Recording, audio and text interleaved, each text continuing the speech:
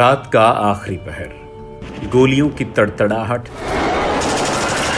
ٹینکوں کی گھن گرج اور سڑکوں میں نعرے لگاتے جوان بوڑھے اور بچے۔ یہ ترکی میں 15 جولائی 2016 کے مناظر ہیں۔ اس ایک رات میں کیا کچھ نہیں۔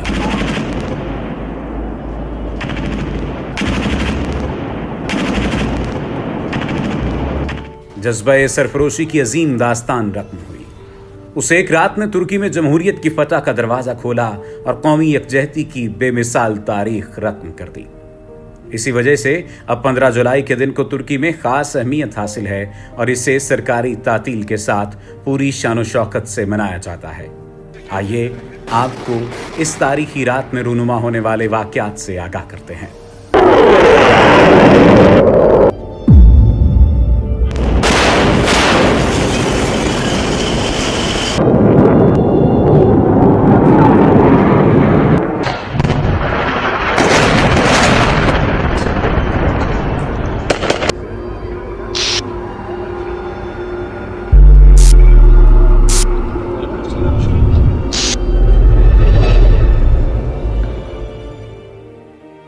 ترکی میں 14 جولائی کا سورج غروب ہوا تو فطری قانون کے مطابق دھیرے دھیرے رات کا اندھیرا پھیلنے لگا۔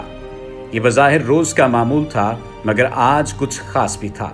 رات کی تاریکی میں اضافہ ہوا تو کالے فوجی بوٹ اپنی بیرکوں سے نکلنے لگے اور ظلمت کے محیب سائے پارلیمنٹ ہاؤس کی طرف بڑھنے لگے۔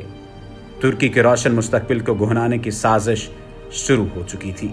صدر طیب اردوان کے دور میں مضبوط ہوتی ہوئی جمہوریت کو آمریت کی طاقت سے کچلنے کے گھناؤنے کھیل کا آغاز ہو چکا تھا۔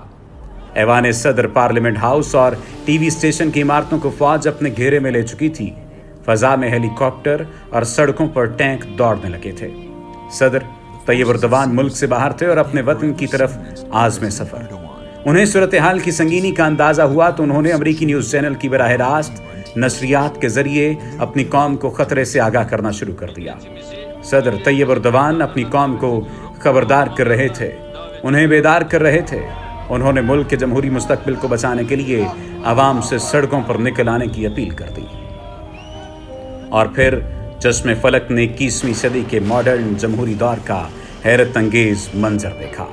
ہزاروں کی تعداد میں عوام رات کے آخری پہر اپنے محبوب صدر کی پکار پر دیوانہ وار سڑکوں پر نکل آئے۔ ان کے سامنے انہی کی فوج کے سپاہی بندوق کے تانے ٹینکوں کی دیوار بنائے کھڑے تھے، مگر قوم ایک لمحے میں فیصلہ کر چکی تھی کہ اسے اپنے مستقبل کو ہر حالت میں فوجی آمریت کے سائے سے بچانا ہے۔ اہم بات یہ ہے کہ یہ رات ترکی میں جمہوری یکجہتی کے شاندار مظاہرے کی رات تھی۔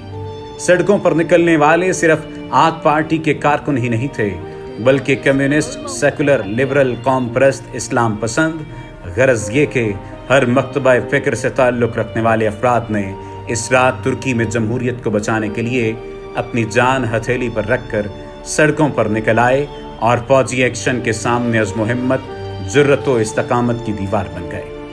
دل تھام کر دیکھیے، عوام کو اپنے مذموم مقاصد کی راہ میں رکاوٹ بنتے دیکھا تو فوجی ٹینک بفر گئے اور اپنے ہی عوام کے اوپر چل دوڑے۔ بہت سے لوگ ان ٹینکوں کے نیچے کچلے گئے۔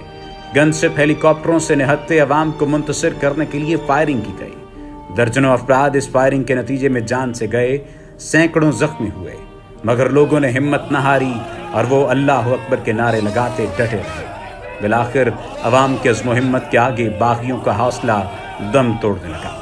وہ سوچ بھی نہیں سکتے تھے کہ کوئی کیسے گولی اور بندوق کے آگے سینہ سپر ہو سکتا ہے، مگر باشعور ترک عوام نے یہ کر دکھایا اور اپنی جرت و قربانی سے تاریخ رقم کر دی۔ صبح کا سپیدہ نمودار ہو رہا تھا، عوام کی تعداد اور عزم میں اضافہ، جبکہ باغیوں کا حوصلہ ٹوٹ رہا تھا۔ سازش بے نقاب اور بغاوت ناکام ہو چکی تھی۔ پولیس اور عوام مل کر باغی فوجیوں کو گرفتار کر رہے تھے۔ بہت سے باغیوں نے عوامی رد عمل دیکھ کر خود ہی ہتھیار ڈال دیے تھے۔ اس طرح 15 جولائی کی صبح کا سورج 250 شہداء کے خون کی سرخی لیے نمودار ہو رہا تھا۔ صدر طیب اردوان بحفاظت اپنی سرزمین پر اتر چکے تھے۔ فوجی بغاوت کی پشت پناہی کرنے والی تنظیم فیتو کو دہشت گرد قرار دے کر پابندی لگا دی گئی۔ بغاوت میں شریک فوجیوں کو عدالتی ٹرائل کے ذریعے سزائیں سنائی گئیں اور ترکی میں جمہوریت پر شب خون مارنے والی فوجی روایت کا باب ہمیشہ کے لیے بند کر دیا گیا۔ اب ہر سال ترک قوم 15 جولائی کو شہداء کی یاد، جمہوریت کی بالادستی اور ملی یکجہتی کے دن کے طور پر شایان شان طریقے سے مناتی ہے کہ زندہ قومیں اپنے شہداء کی قربانیوں کو فراموش نہیں ہونے دیتی۔